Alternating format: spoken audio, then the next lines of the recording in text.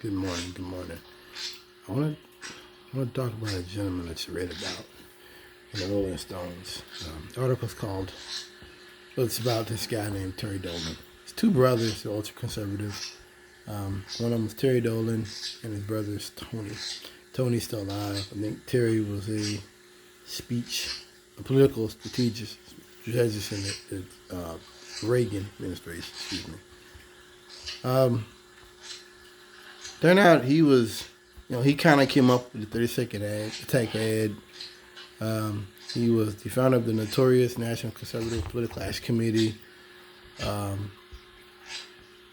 his brother was the Pulitzer Prize winning Reagan journalist turned chief Reagan speechwriter. Terry was gay. And, just reading about him, it hit me about how, what does it say for your legacy that you helped to create all this stuff, but the only people that learn about you are people who would have hated you. People like me, people on the left will read about you 40 years from now. That no one on the right will acknowledge that one of their, we know Bayard Rustin. We know about people that were around. We know about James Baldwin. We know about other people that were around in the civil rights movement. Marcia Blackburn. I think that's her name. We know people like that, and they're remembered. But for him as a Republican, he's not remembered, even though he had a big part to advance their ideology, and it had an important impact on it. And I just thought about how the culture war back then was run down on gay people, and we don't want gay teachers teaching our students, and we don't get gays anywhere around our kids. And I just thought about how with everybody, this notion everybody's a pedophile and stuff now, what will the movement be in 30 years? How will people see it in 30 years? Once again, he is somebody that no one thinks about. No one cares about this guy.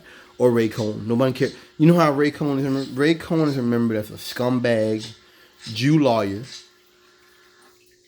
who helped Trump do crooked things.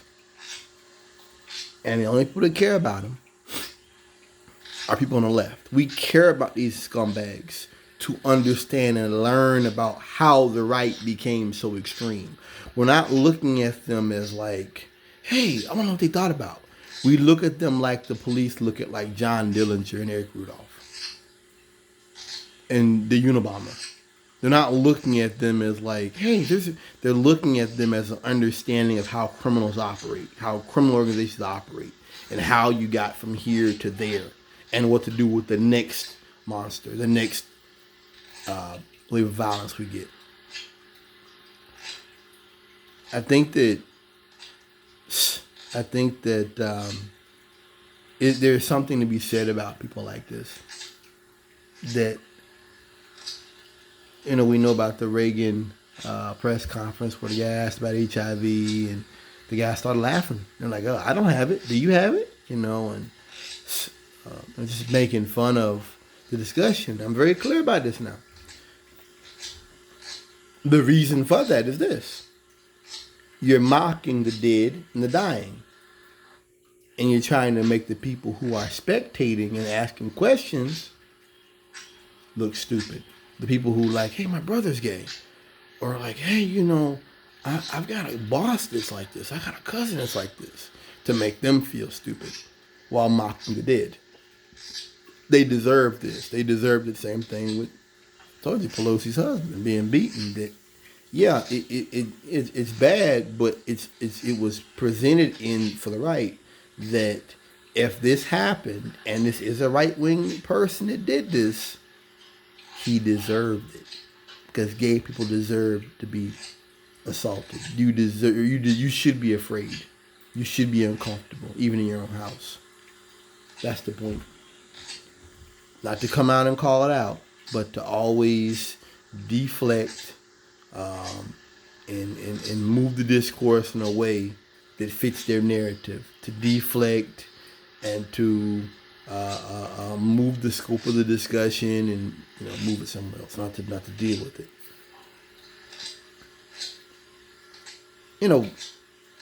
It's funny to me that whether it be Ray Cohn, whether it be Terry Dolan, whether it be others who played a part in making the country just a little bit colder, a little bit nastier, a little bit more vicious in terms of politics. Them dying of the disease that they downplayed and made fun of. There's something to that no one knew about their private lives, that there was no family to speak of, and that now, again, like people that care about them are people on the left who look at them as villains. You are the originator, and I just think about the people today, Martin Taylor Greene and others, who are on the far right and make homophobic jokes and transphobic jokes constantly. And I wonder if some kid 30 years from now, 40 years from now, will look at these people's stories, look at the next person gets caught doing something, and they'll think, like I think of Ray Cohn and Terry Dolan, bully, coward,